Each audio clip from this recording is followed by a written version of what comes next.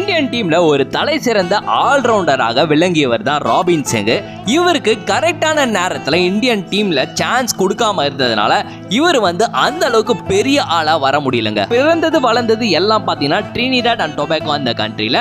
அங்க பாத்தீங்கன்னா இவர் கிரிக்கெட்டும் விளையாடுறாரு. ஸ்டடீஸ்க்காக சென்னை வந்த இவரு ரஞ்சி டிராபில இவருக்கு சான்ஸ் கிடைக்குது. ரஞ்சி டிராபில தமிழ்நாடு டீமுக்காக விளையாடுறாருங்க. வரைக்கும் ரஞ்சி டிராபில ஒரே ஒரு தடவை தான் தமிழ்நாடு வின் பண்ணிருக்கு. அந்த டீம்ல நம்ம ராபின் சிங் இருந்திருக்காரு. அங்க இவர் அடிச்ச ஸ்கோர் தான் அதிகம், கிட்டத்தட்ட 134 போல அடிச்சிருக்காருங்க. 1989ல இவருக்கு இந்தியன் டீம்ல சான்ஸ் கிடைச்சிருக்கு. அப்போ கேப்டன் பாத்தீங்கன்னா திலீப் வென்சர்கர்.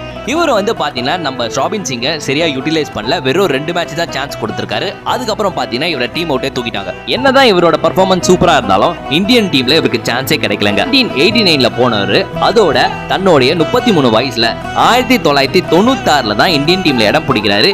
இவரோட பெர்ஃபார்மன்ஸ் அப்பயும் பயங்கரமா இருக்கு. எல்லார் மனசுலயும் இடம் பிடிக்கும்.